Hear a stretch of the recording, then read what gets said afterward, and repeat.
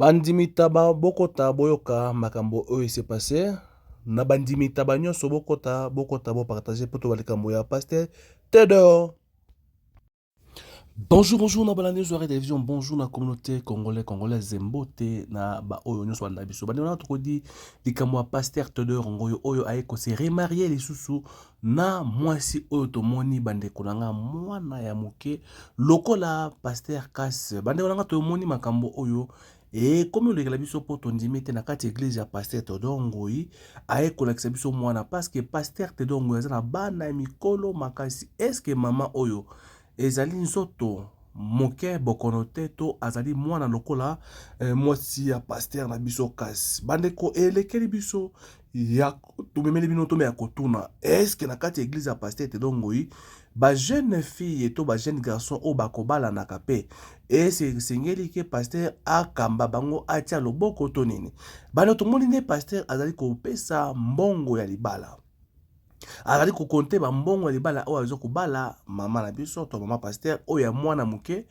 phénomène oyo ezolekela biso bandeko eske ezali bandimi ya taba embusu be ou bien ezali oyo komi kosenga po ndeko na ngai pasteur ase régénier botala noni nene opesa mbongo ya libala nsima tozonga bandeko na ngai tozokende na moma oyo bandeko na ngai bafoto oyo topesa bino ezali kaka juste oyo bapesi biso cérémonie ya makasi pasteur Théodore Ngoyi a organisé mpona kolakisa biso ke yo ye abali mwasi na ye na makambo nyonso oyo basengaki apesaki. Eske bandeko tokomi komona basigne ya suka mokili to nini bolanda image na nsima na tozonga na maman et papa, ça fait 4900 quelque chose. J'ai arrondi ça 5000. Donc, 1, 2, 3,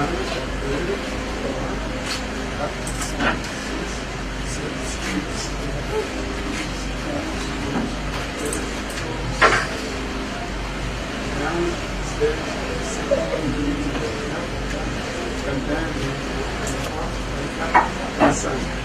2500.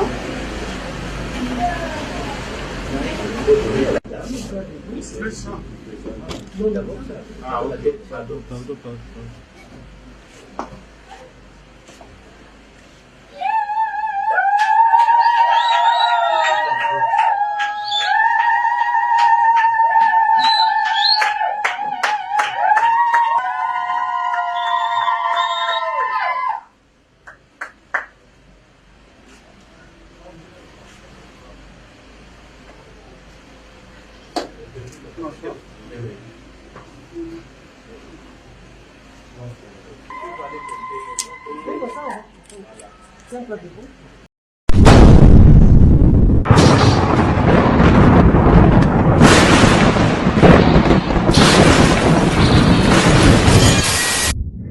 Mpona ngai bomoni ndenge pasteur Théodore Ngoyi asili kopesa mbongo ya libala oyo basengaki ye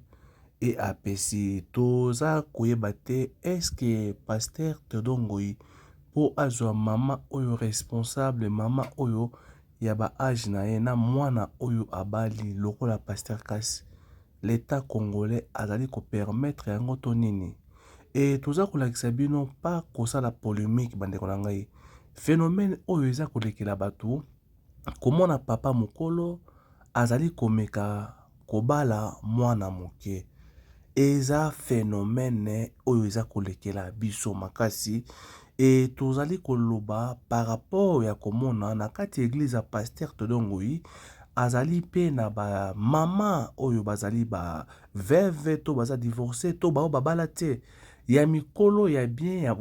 bonzenga me papa na biso aye kozwa mwana oyo ya moke mosu abota nanu te libala liboso yango oyo phénomène oyo elekeli biso yango toyei kolakisa bayi mboka nyonso bandeko na ngai eske na église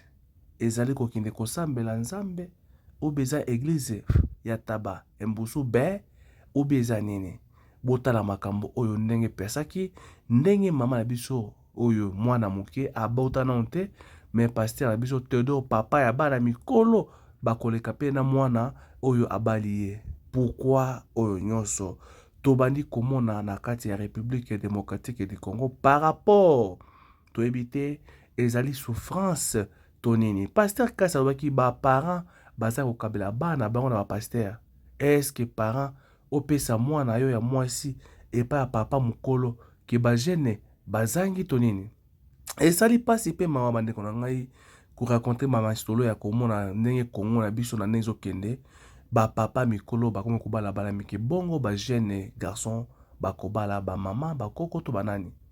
Et phénomène oyo eza ko se répéter yango to monaki pasteur Kasa salaki o ba poursuivre en l'état au moins à 14 ans. Bande ko ngai to koza na bino to ba bataba embusu be. Taba embusu be to ba taba embusu be bota na ndenge mokili tambola pasteur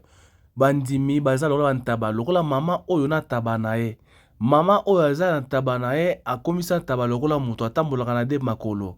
Lokola biso na kati ya église baotambwisa biso makolo o mine bango bazotambola de makolo. Tala ndenge mama oyo akomisi taba embusu be aza kotambwisa yango na makolo mibale moko ye akomoliesa ye botala ndenge esalama. Image oyo naza na mposa kolakisa bandeko oyo bandimi taba bandimi meme bandimi soso bandimaka te makambo yose passé pour le moment c'est pas normal. Eza normal te tala ndenge mama akomisi taba na ye lokola moto me aza ntaba akomisi moto akobesa ye bilo aopesa mitindo aosimbe matoi toyebi te soki mobali na ye toyebi te to ntaba ya taba na bomona babilo na maseke aza ntaba ya taba me akomisi ye lokola moumbu na ye yango biso na bakati église na biso bakomisi bandimi ntaba lokola baumbu na bango. Eza phénomène ya oyo pasteur Kasa sali pasteur pe Tedor pe asali yango bana mike oyo ba mérité kokutanga classe. Video na tie oyo pona lakisa ba mama papa bomona koma ndeko azali kosakana na ebwele na ye to taba na ye embusu aza konyonga ye aza kotinda ye aza konyonga ye nyonso ya kosala yango wana ntaba aza kosala bolanda boyoka bino moko. Bonjour, Nabalandi sur Radio Télévision, bonjour, bande quoi TikTok, bonjour, Nabatou, Balanda partout dans le monde entier, Balanda trouver une photo sur la des Cambo, il y a pas promotion na communauté congolaise. Donc, nous devons pour la communauté na biso, pour la promotion, et puis là on a eu au TKK, marchandise na yo, oyo so azana pour ça ya promotion. Luka biso to solo promotion na TikTok na biso pe na YouTube na biso et on to siki ba congolais nyonso partout vous allez oza pour ça ya produit na yo etambola biloko na oza nango etambola to solo promotion na prix ya kitoko parce que ndeza awa toza pour ça ko sunga ba congolais partout bazali na biloko basalaka ba mona clair veut dire to fongoli porte pour na mututu oyo aza na posa ya publicité. Pour promouvoir biloko na otekaka ba produit na yo otekaka nzambe alola ako venir par rapport ya bande kolanda biso ba partageaka baso ma produit oyo ozoteka yango toye et pas ya mutu nyonso aza na posa ya promotion ya produit na ye oyo atekaka ezala savon ezala mafuta ezala ba produit oyo kosunga bande kolanda biso ba tâche ya banduta oyo ya kosunga pona komela neti biso moko tokosala bino ba promotion pe ya kolakisa bino bakisi ya kosisa